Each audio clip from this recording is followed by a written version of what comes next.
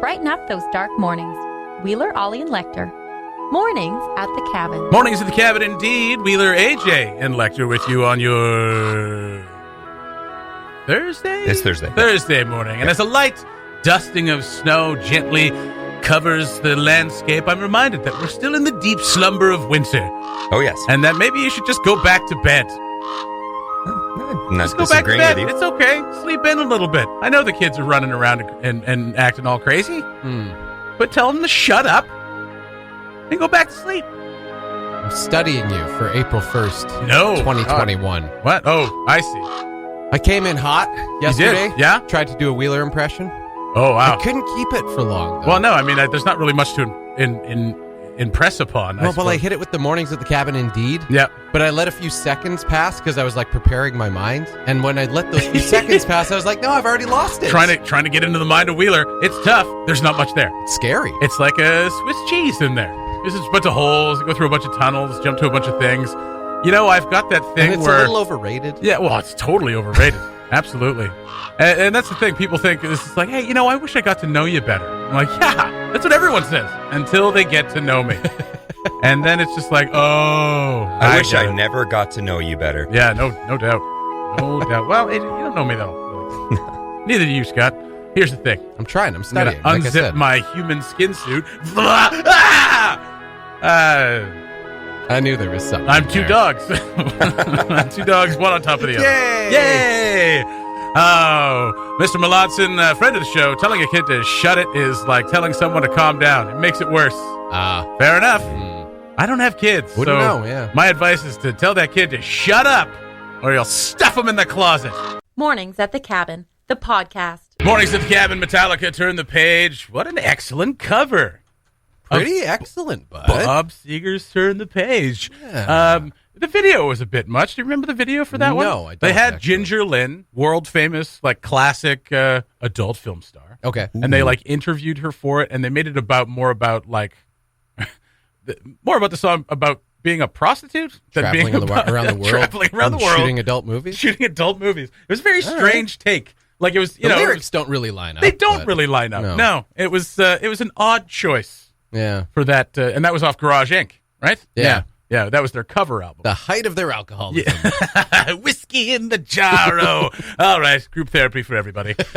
Fair enough. Okay, well, yesterday we found out we got our second case in the NWT. It's in Inuvik. They self-isolated immediately once they returned to the NWT. So, like, Dr. Cami Candola giving them major props for doing that. Yeah. Obviously, a lot of people scared, just like with the first case. Where is this person? Who are they? I want to know who they are. I don't know who they touch. I want to know. And blah, blah, blah, blah.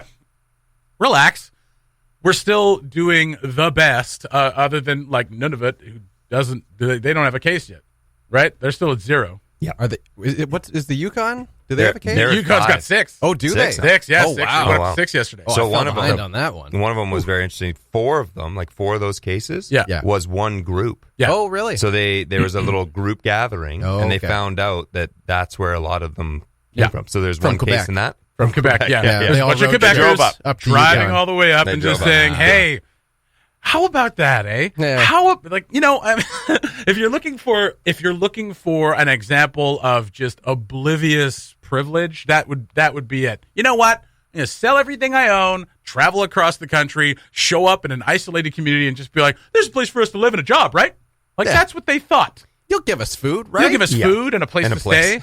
I love that old crow is just like, get off the plane, get in that apartment. You're leaving as soon as we can get a flight in for you in the morning. That's it. Get the hell out of Yeah. here. Well, it's just clueless, right? They're like, oh no, something horrible is going on. Let's go to the middle of nowhere. Well, I mean, Right? And I find get people. I Yeah. get that You're like, fight or what are you guys doing here? that fight or flight response. I get it. Also, Yeah. looking down the barrel of Quebec's dealing with this situation, I wouldn't want to be in Quebec either. Yeah. They went from 250 cases like 2 weeks ago to just over 5,000. Yeah. So I can understand the panic. yeah, But I mean, yeah, they're just clearly oblivious to how dangerous that is for the small community Yeah. that they're going to. well, it's obliviousness, it's ignorance, it's just a willful ignorance. Yeah. It's like if Yeah. you took 5 minutes to think about that, you'd have been like, oh, this is a terrible idea. Yeah. Why would we risk bringing this into a small community? That doesn't make any sense. In They were our- just thinking about themselves. In our article, But even that, it's like, all the health officials are saying self-isolate, stay in my home, don't see people. Yeah, that seems pretty logical. I'm going to sell everything I own. I'm going to drive across the country instead. And even just the ability to be like, I'm going to sell everything I own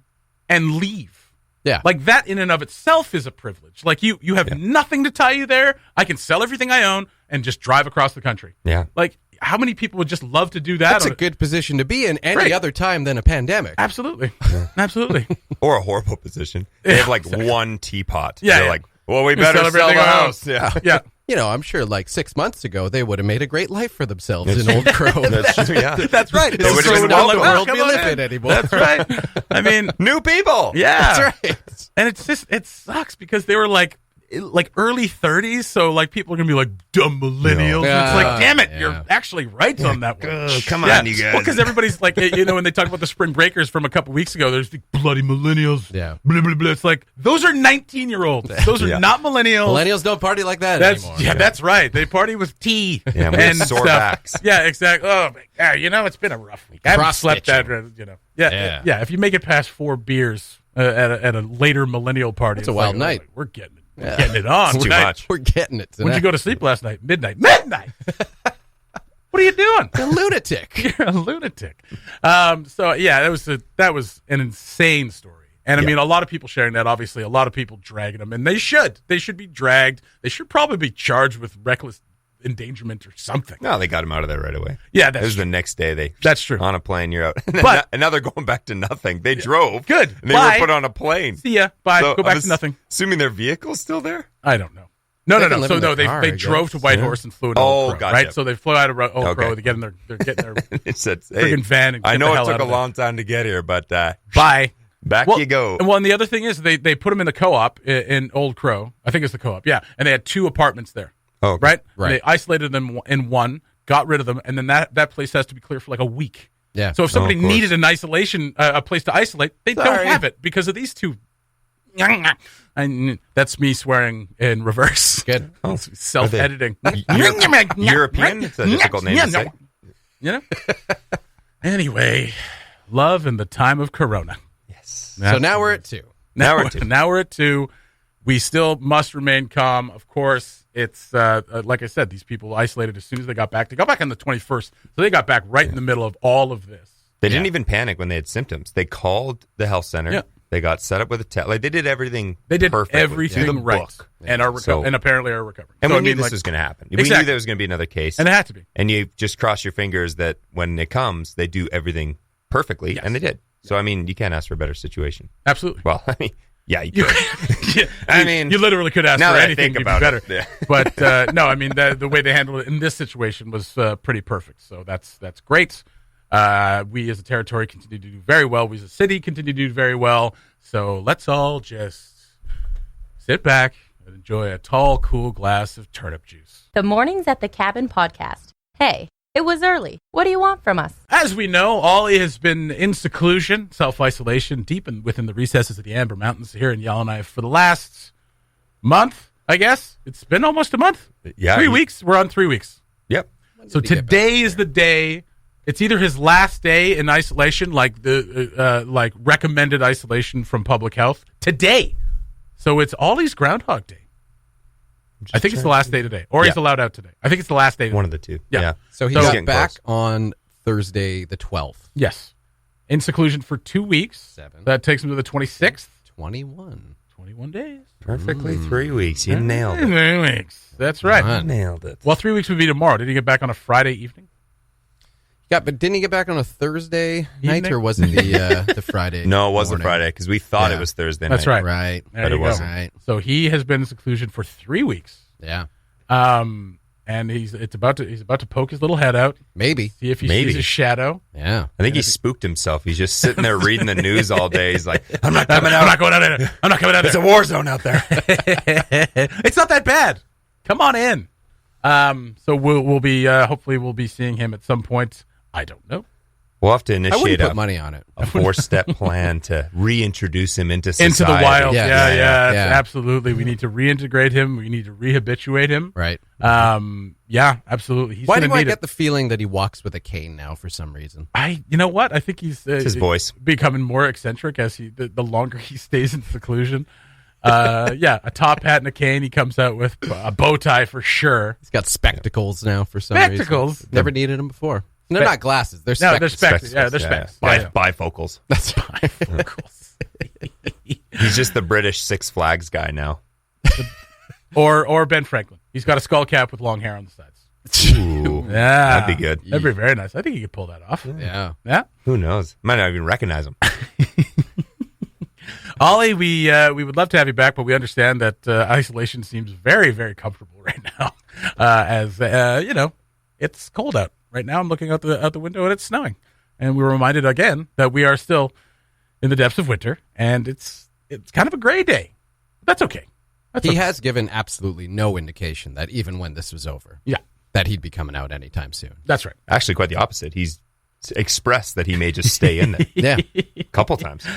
I mean, he's got a point. I mean, if you can work from home, then do it. Yeah, then do so. That's the appropriate thing to do. That's one of the interesting conversations that's come out of all this is the people who are now working from home. Like why can't I do this all the time? Yeah, why do I need an office space when I can just do this here just as easily? And it's not even during a pandemic. Like, why do I need to go into an office and risk my health because other people are like forcing themselves to go to work when they have the flu or even just a cold? Right. We lose, like, I across North America, probably just even across Canada, like billions of dollars in productivity by people like forcing themselves to work sick, commuting to the work, point too. and commuting to work, and to the point where they have to go home for like a week or whatever, or just taking sick days and things like that. But I mean, if you're able to effectively work from home, then good Lord, let's just do that. Yeah. It also costs money to have people come into an office, right? I mean, like if you had half of your staff working from home and then kind of coming in here and there, all of a sudden you just don't need an office space. You don't need all the office space. There you go. So you save a bit of money there. You know, there's a lot of ways you can save money as long as the production's there. Northview REIT and whoever else owns all the buildings downtown are like, wait, no. Because they don't want unfortunately, that very small office space has just increased due to inflation. Oh, of course it will. Oh, this is what I'm very much looking forward to. Is just how much the rents are going to go up. So I mean, this has exposed a lot of things. Yeah. That being one of them. If you can work from home, then we should just do that. Mm-hmm. It's if you're getting the same amount of productivity, because that's all we are in this system is like how productive can you be, and how much is your labor worth. And that's basically all it is. The other thing that's become clear is that healthcare is a right for everybody and needs to be for everybody, and things like that. I mean, it's exposing a a things. A whole bunch of other things. Yeah, that we won't get into. Yeah, we won't get into right now. Just no time. No. Do you guys think you would be as productive at home? Serious question. No, not for this. Not for this. No, not at all. Okay. Because I like coming in here and I like doing this in front of you. A financial analyst. I mean, yeah. If you have access to the internet, yes. Do you like you personally? You think you go home and you'd be as productive as in an office? Also, if you're a financial analyst. Okay, let's find something else. Administrative assistant. Let's find a job that doesn't, I'm just trying to benefit from the people losing jobs. The most office job. I don't think it would depend on my work title. It would depend on me as a person. That's kind of what I'm getting at. And me as a person is then garbage. No. I'm not sure if I would be. You know what I mean? Like, I think I would be like watching TV and stuff. Like, there's too many distractions. Yeah, but I think I'd also like work past a normal work day. Like, I could see myself doing stuff at like 9 at night. Oh, absolutely. I didn't get this done. And that's the thing, right? I mean, we kind of do that as it is. Yeah, if you're able to work from home, then you can do things at any point during the day. You don't have to get up at 6. Like, if we were recording a show, obviously you would. But, I mean, if we were recording a show from home, then you could do it like the night before. Yeah. But you don't have to get up at 6 and like rush to work and just stress yourself out and all these other things. Yeah. You can get up, have your coffee, kind of like easily like enter into your day. Obviously, this isn't for everybody. Obviously, doctors and nurses and police officers. Yeah, and I know there's some physical stuff. Yeah. It's like, can we just do this from home, please? I mean, if you had describe your broken arm to me again. If we had droids and drones, then we could do all those things from home. So. People are still smacking themselves in the face with drones. I don't think we're there yet. I don't think we're nowhere near that. That's fair. Just thinking about it now, it's funny that the difference between me being a productive person and just a piece of garbage is a leisurely 5-minute walk. That's all that's keeping me productive in this world. A very, very slim thread I'm hanging on to right now that I even have clothes on today.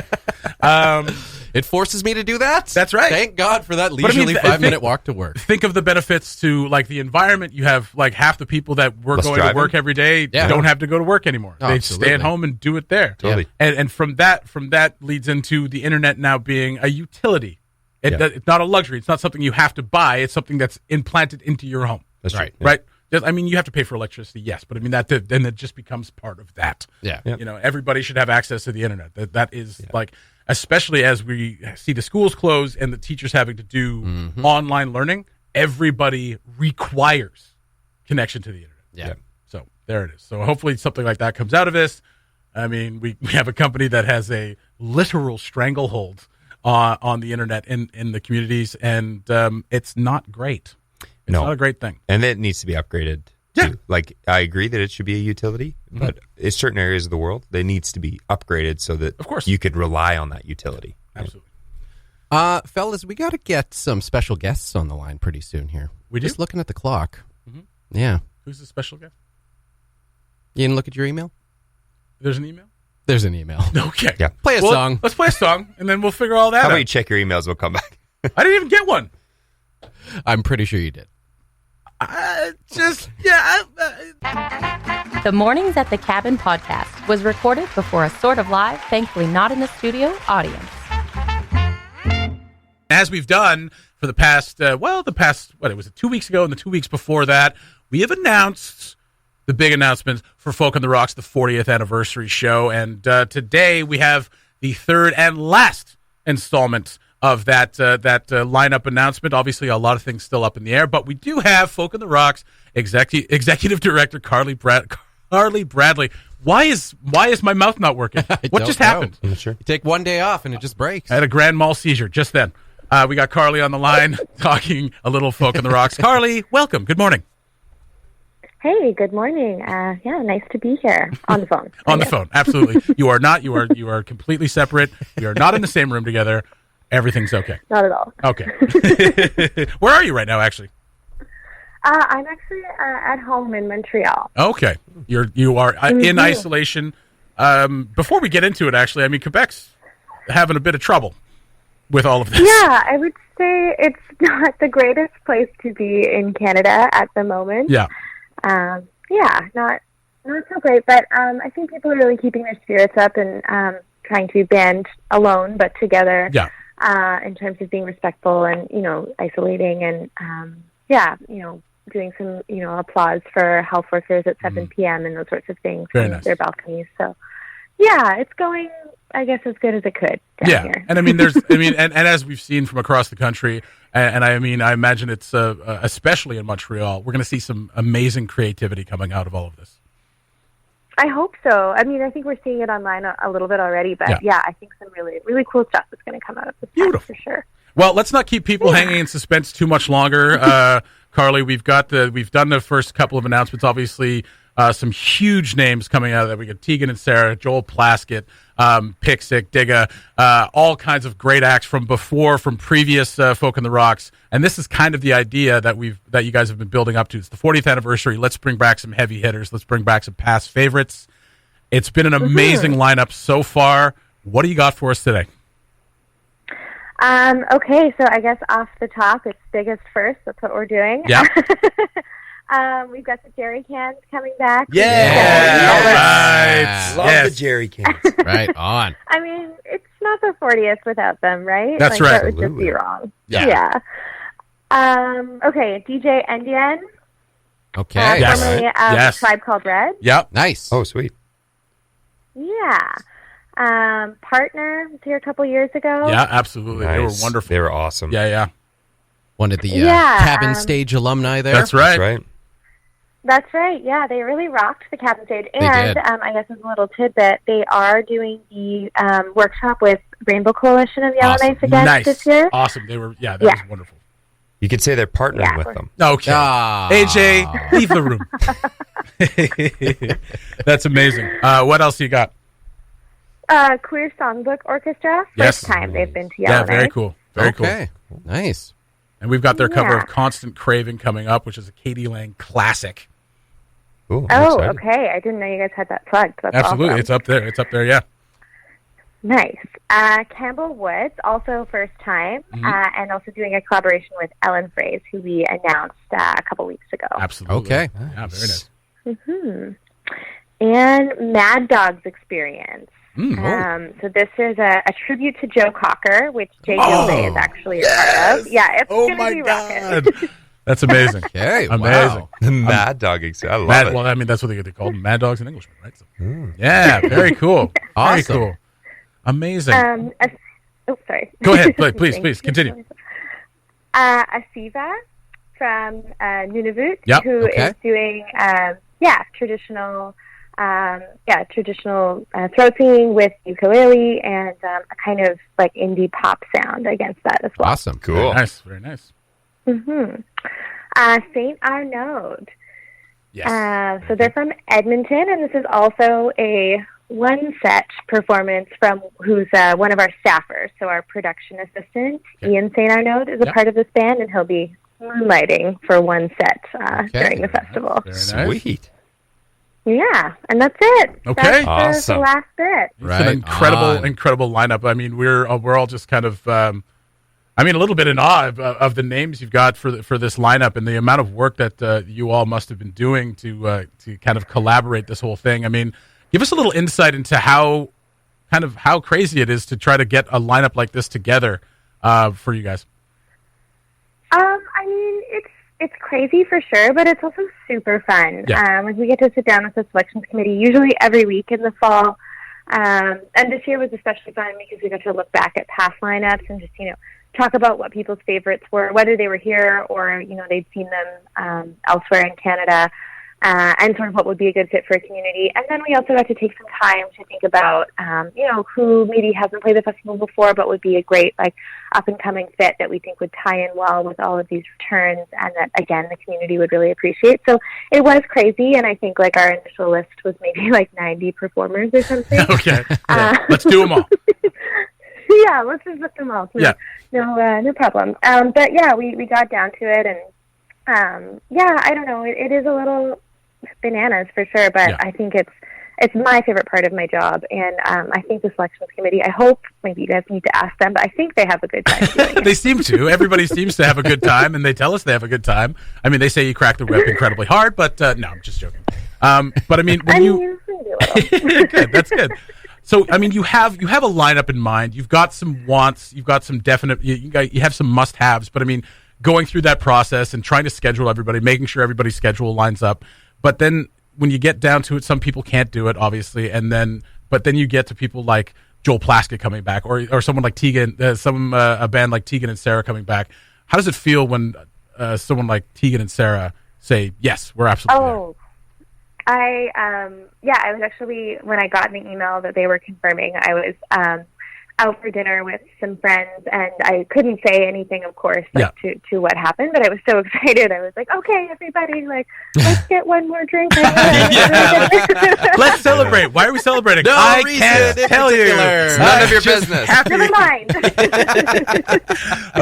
Amazing. And then, when we hear this lineup, and you just kind of imagine that you guys get so damn excited about all of these amazing bands coming up here for this huge concert and this huge festival. It's pretty incredible. So we're all very, very excited.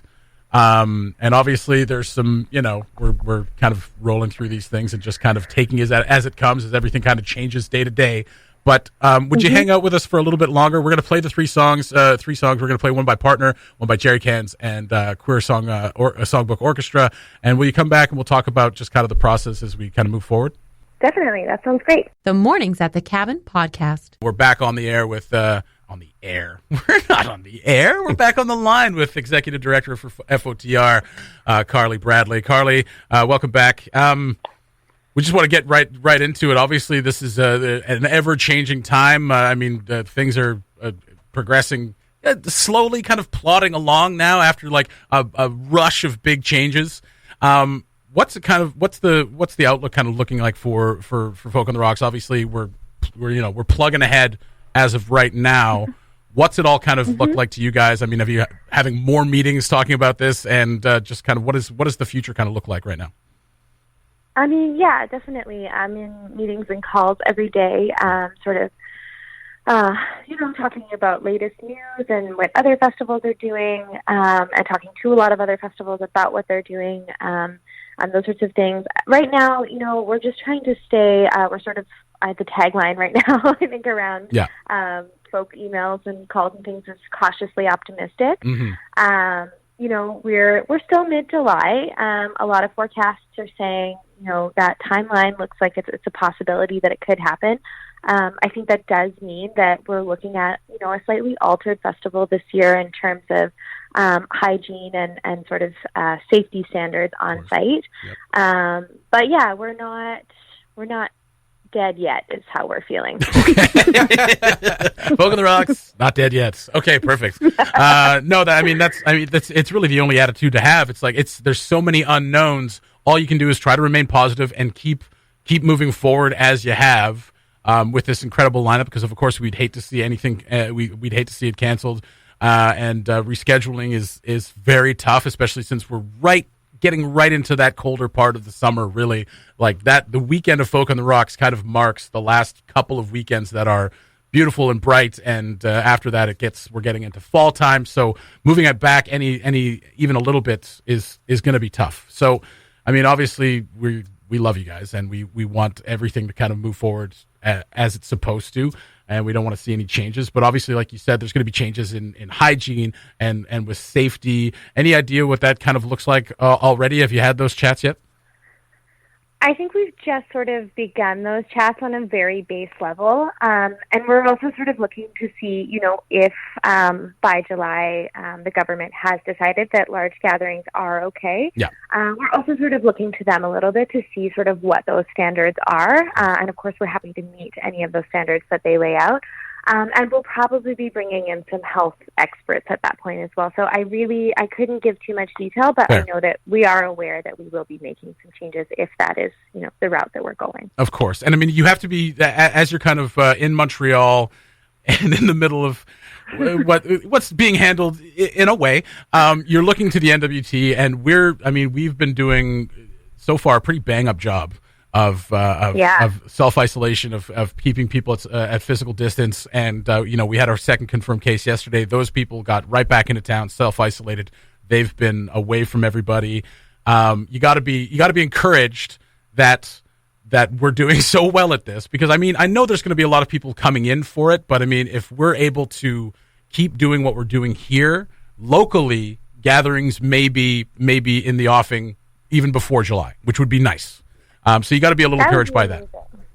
Yes, you guys are killing it up there. I'm wishing I was in Yellowknife. I'm wishing I was in Yellowknife a lot of the time, but I would say especially right now. I mean, that is fantastic. And I know whenever I talk to anyone up there, it does sound like everyone is doing, their best possible job to stay distant. And, that's fantastic. And I think, for us as the festival, that's going to go a long way. And I think all of that hard work will feed into hopefully a fantastic summer for all of us.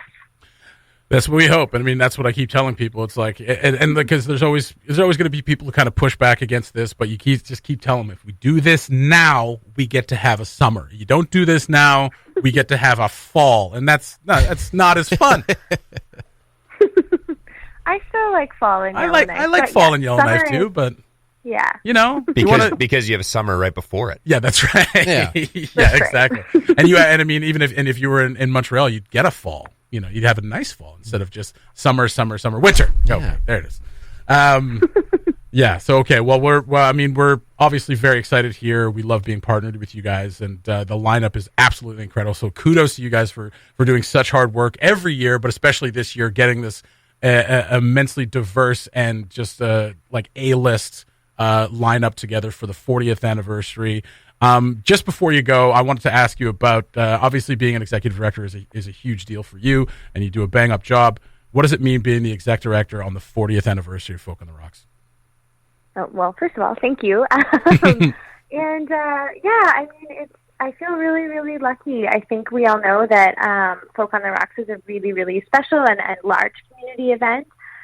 This is my 5th festival with Folk, so I think I have gotten the time to sort of, I hope anyway, recognize what is important to the community. And we've sort of been doing a lot of sort of pinpointing those little things and, hoping to bring them up and celebrate them a little bit further. So it's been really fun. It's a lot of talk about things that happened in the past and what we can do to celebrate them or highlight them, and getting to, bring back a lot of fantastic artists and talk with, visual artists that have worked in the community about some special projects on the site. I'm really, really excited to hopefully be able to roll it all out and get to have this massive celebration with everybody. Absolutely, and we are very much looking forward to it as well. And, if the worst does happen, we know that you guys will get right back up and we'll do it again the year after. If that has to happen, we're all hoping it doesn't, but we know that if we're knocked down, we're going to get right back up again. So thank you so much. Thank you to the whole Folk board and everyone involved with Folk for the amazing work that you guys do.